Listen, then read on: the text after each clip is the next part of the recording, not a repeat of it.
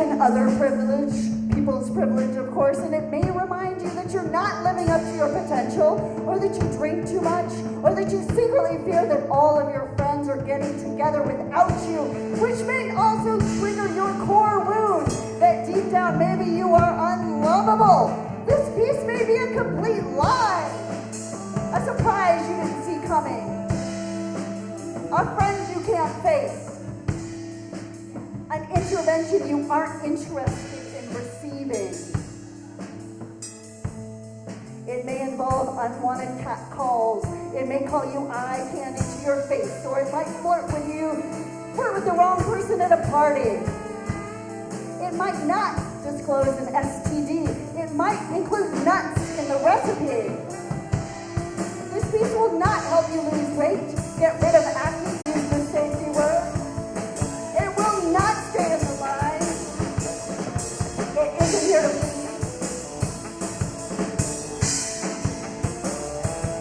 And if you're sitting in the front row, you may even see a nipple or the shape of a thigh, and this may be arousing / upsetting and fill you with existential discomfort and meaninglessness, and possibly lead to a familiar but forgotten agitation now rising in your chest. We could call it dread. We could call it adrenaline. Or we could call it the holy panic of allowing yourself to fucking feel something again.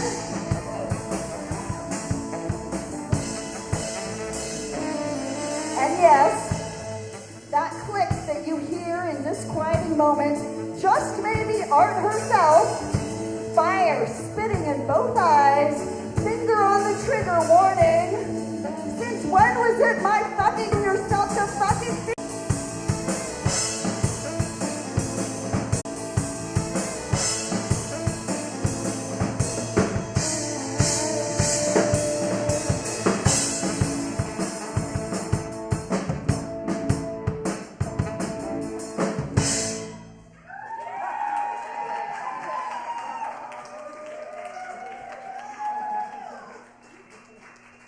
That was fun.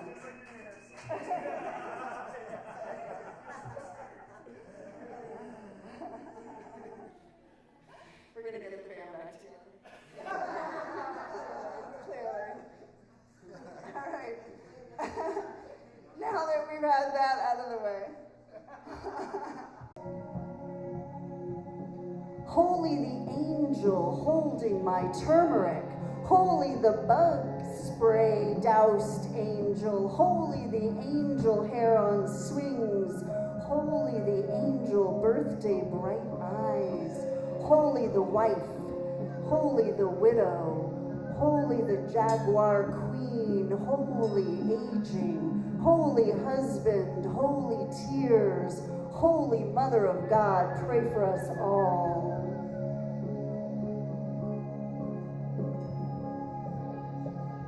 Holy the scorpion, holy the shaman, holy the page moist and curling, holy the socks speckled with mold, holy the machine about to die, holy the night stars so cold, Orion hanging his belt, 9 muses around a brown teak table, slick with hope, holy this day which will not return.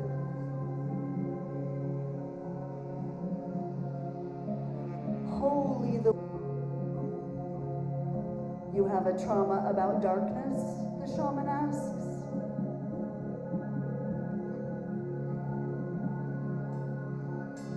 Holy the gifts we turn back. Holy the sharp stones on bare feet. Holy branding. Holy steam. Holy dirt turning to mud. Skin turning yellow, then red. The pipe I do not deserve. Holy the vision I do not understand. Holy the temple of earth, the bosom of fire, the open legs of water, the kiss of wind. Holy the running white horses, holy the blue butterfly.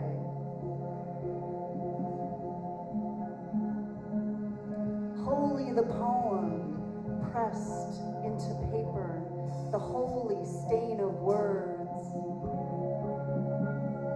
Holy the ache of oxygen, the terrible beauty of all of this.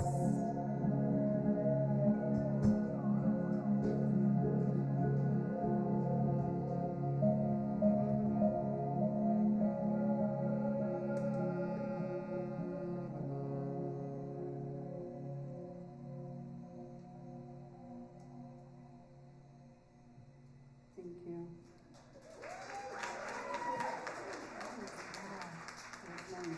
Perfect. I love how this all happens. Yeah. Yes, sacred and profane. All right, and this one will be prophetical, I suppose. This is from my book, After the Rapture, which continues to be more and more relevant in every year. Prophetical, I suppose. This is which continues to be more every year. To that, I have a few books with mean for it to comment on all the things that it has now commented on, but this is the opening piece called The Bad Thing.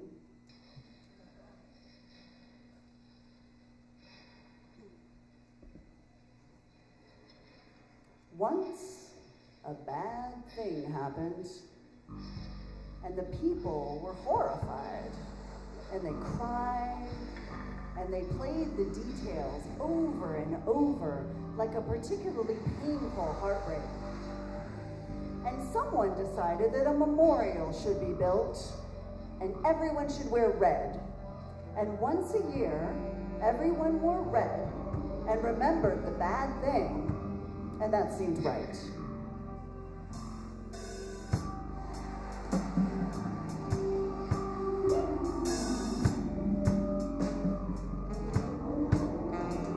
The next time a bad thing happened, the people decided it was only fitting to designate another color, white this time. And people wore white, and some people wore red and white together to show how the two bad things were connected. And that also seemed right. But the bad things kept happening. Soon the primary colors were gone, and then all the secondary colors gone. The newest tragedy had to come up with creative coloring like teal or lavender. And soon it expanded beyond the colors. People in mourning for a specific tragedy could either wear the color, or they could buy a bracelet made of that color. And some people had 10 to 15 bracelets going up and down their arm, until it was pointed out that the bracelets were not produced in an environmentally friendly manner. And then that people got rid of all the bracelets, and they tried to go back to the colors. But even the colors didn't work now, because every color was affiliated with a tragedy. And so if you were wearing, say, lime green pants, but you didn't know which bad thing was being mourned in lime green, then you could be called a poser and accused of trivializing other people's suffering.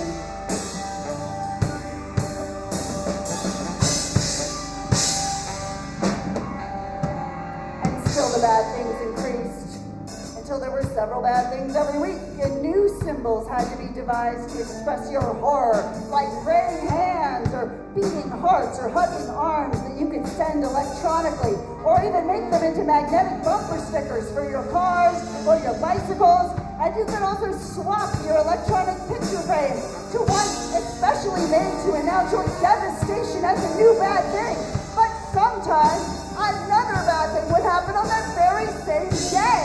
And you wouldn't know that you should keep the original picture frame to mourn the first bad thing, or if you should update to mourn the most recent bad thing. And those who updated would be called insensitive by those who had not yet finished mourning the first bad thing.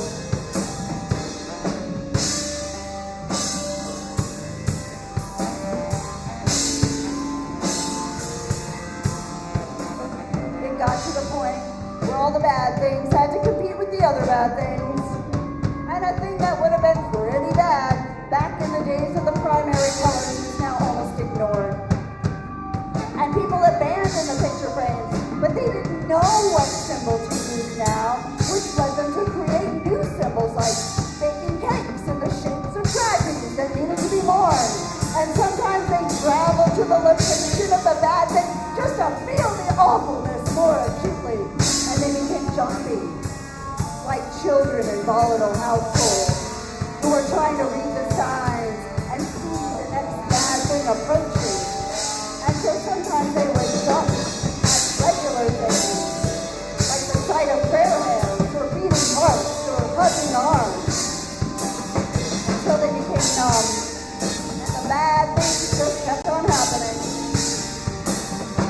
But they were out of colors, and they were out of ideas, and so eventually they did nothing.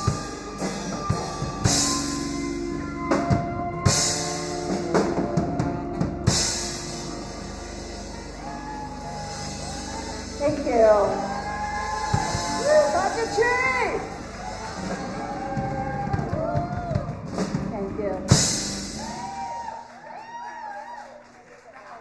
Okay, I'm gonna leave it.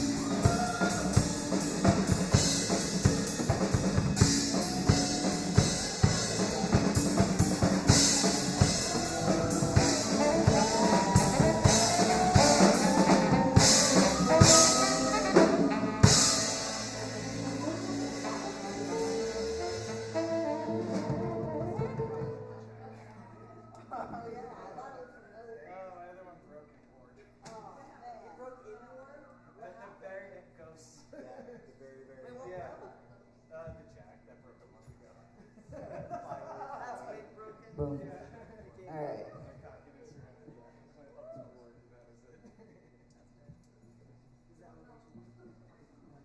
How much time do I have, Sarah? How much time do I have? Cool. All right. You guys? Go. All right. This counts. All right. I'm gonna invoke some ancestors here. I'm gonna read Ancestors 2, which is in my new book, and then I'm gonna read Ancestors from my first book.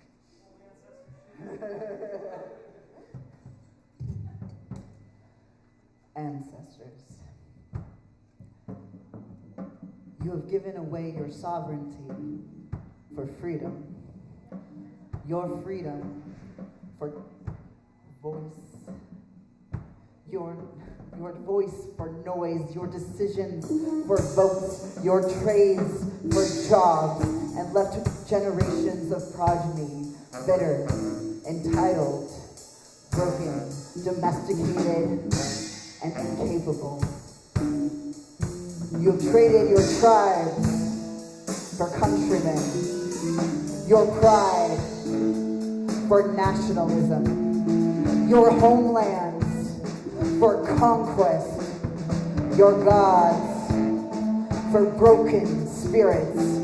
You have betrayed us all.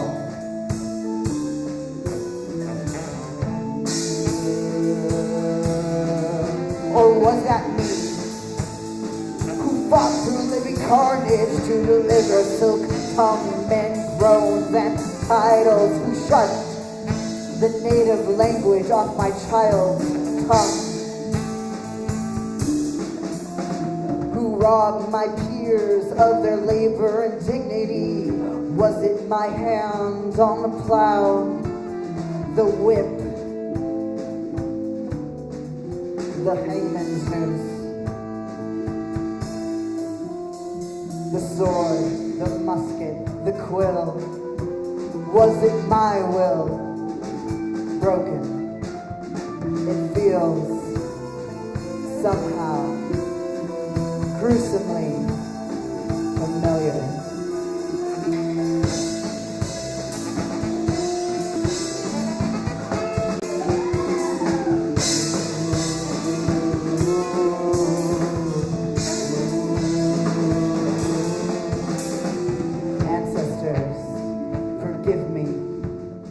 I treat you like the answers to medical paperwork. Right. History of heart problems, diabetes, skin cancer. Ancestors, forgive me. I know none of your stories. No oral history to guide me. Ancestors, forgive me. I do not draw upon you for strength.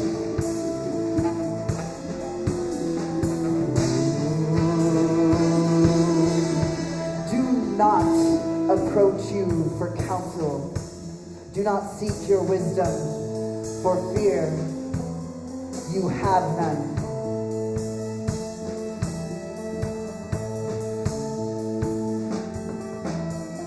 I have been shown the white bones beneath, nor who you were. Were you the captain or the sailor, the general or the money holder, the priest or the teachers? Were you, in short, the villain or the accomplice? Forgive me, I do not know. My shame was such, I looked away.